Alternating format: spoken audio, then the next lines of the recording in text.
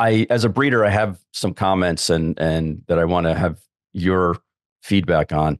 Number one, that my understanding was the 140 mare cap, the number came directly from a standard bred study that was done a couple of years prior, where they figured that 140 mares in their industry was the tipping point. So that's my understanding, is that's where the 140 cap came from. Other people have said to me, well, it's 140 because the idea was to really get the cap to 200 and they're negotiating. That could be it also. But be that as it may, when the mare cap originally was brought up, and there was a trial balloon from the Jockey Club, they didn't actually implement it for a good 8 or 9 months before they kind of sent up the warning flag originally. The idea was that they wanted to make it better for the other farms, meaning not Coolmore in essence, not Spendthrift in essence, to allow those farm stallions to be bred to a higher number of mares. My argument to that is, you know why 300 mares went to Golden Powell his first year? Because they priced them at 25,000, and 300 mare owners said that's a good bargain. That's a good price. If they had him at $50,000, he probably wouldn't have gotten 300 mares to be bred to him. So, Coolmore, I think in particular, has done a very good job of analyzing the marketplace and price points for their stallions. That's one bone of contention that I have. The other is that, the powers that be, whether it's the Jockey Club or the industry in general, always look at the stick version. They want to penalize people for doing things. They want to penalize them for breeding a mare, too many mares to a stallion. They want to penalize you for not selling in the right sale, or having the horse, to the right train, whatever it is. It's always the stick. It's never the carrot. And I did an op-ed piece after the 140 mare rule was originally put out there, saying if the general thought process behind implementing a mare cap is that we want to try to encourage the gene pool to expand, then instead of capping artificially, why don't we have bonuses established for outcrosses, or have restricted races like they do for Jersey breds? Have restricted races where the science is there now. You can look to see if you bred your mare to a certain stallion, and there's less than a 10% overlap in genetics in the first 7 generations, for example. That is considered a verified outcross, and therefore they could have segregated races accordingly. I don't believe just in the stick. I believe that there's 2 ways to incentivize people. I know that's a lot that we talked, that I just kind of threw out there, but any of that stick with you? Any of that have any interest either way on your viewpoints?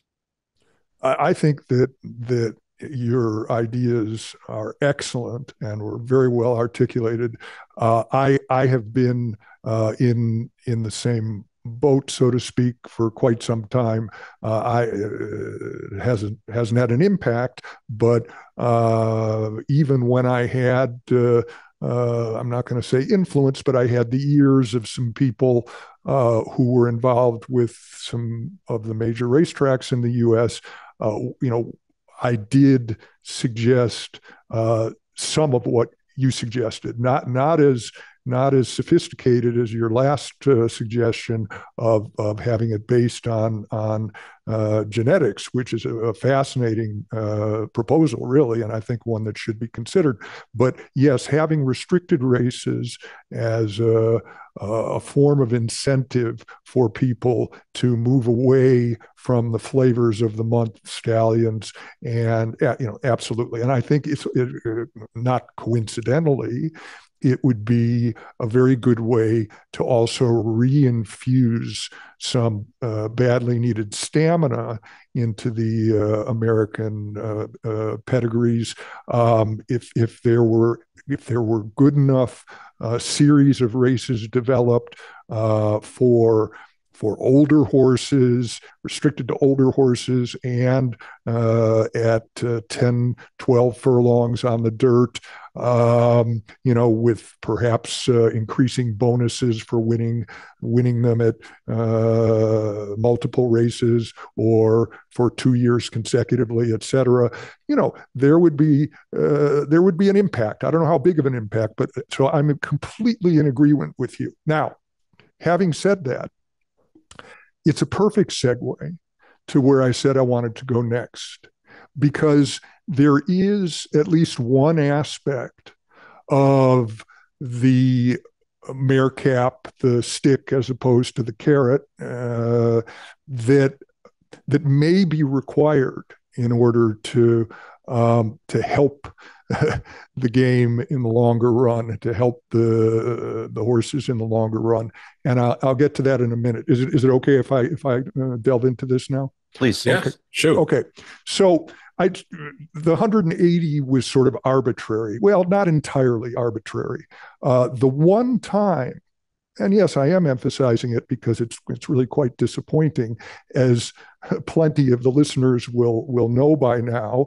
The last two posts by Mike Rapoli on his account have been to attack me and to attack you and everyone involved with your podcast because of the guilt by association. And it's extremely disappointing that someone who purports to be serious and who spoke fairly eloquently when he introduced the NTA about how much this was going to be about inclusion and listening to other people's ideas and so on and so forth, that he would, join the peanut gallery of ad hominem launchers is really quite disappointing. But I'm going to mention now that there was one time a few weeks ago when Mike and I had just begun to sort of spar a bit on Twitter, when he did engage me, and he engaged me on the Mare Cap issue. And again, no one expects Mike to be an expert in everything, but yes, he knows quite a bit about breeding at this point, and he certainly knows a lot of people who are important in the breeding industry. And so he initially said that 140 was too low. He didn't explain why, but he said that that 200 was something that he thought could be done. And he even parsed it out a bit and explained that, well, it could work. When I asked him how it could work, he said it could work because the mares that would have gone to the stallions that were above the cap would go to some that are below the cap. So the farms that stand those high cover stallions could balance it out. And I was very skeptical of that, but at least, he made an effort to engage and to explain, where he was coming from. Then a bit later, he changed the goalposts and said, well, somewhere between 170 and 200. So I'm not entirely clear on what he thinks would be the appropriate cap, what he thinks would be the realistic cap that could be implemented, and why he arrived at those decisions.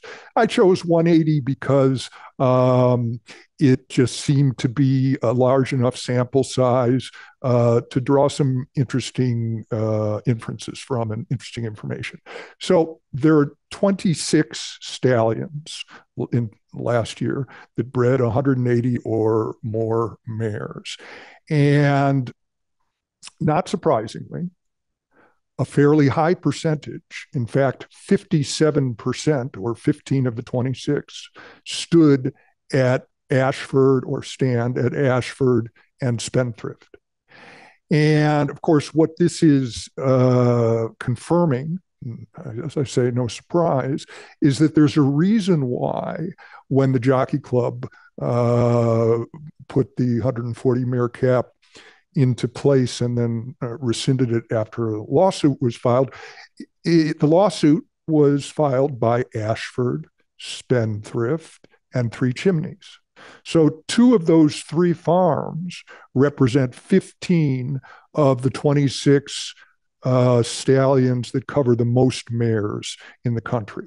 And the obvious inference from that is that they are the ones who would stand to lose the most money if a hard cap were to be implemented.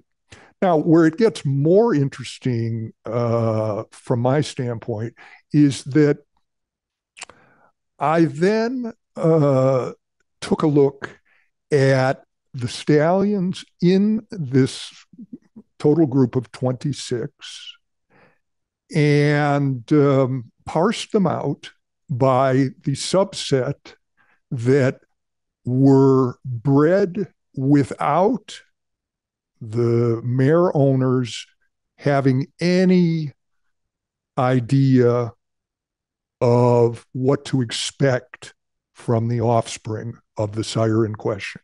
In other words, they were either sires that had not had a runner yet, or sires whose first crop was two, which wouldn't have given enough information for people to be making decisions. You know, they would have been booked long ago. Okay. Now, of these 26 stallions that bred 180 or more mares, 19 of them, 73%, had either no runners yet or just first crop 2-year-old runners the year that they were being bred, and last year when they were being bred. Mm-hmm. And I think that this is really problematic.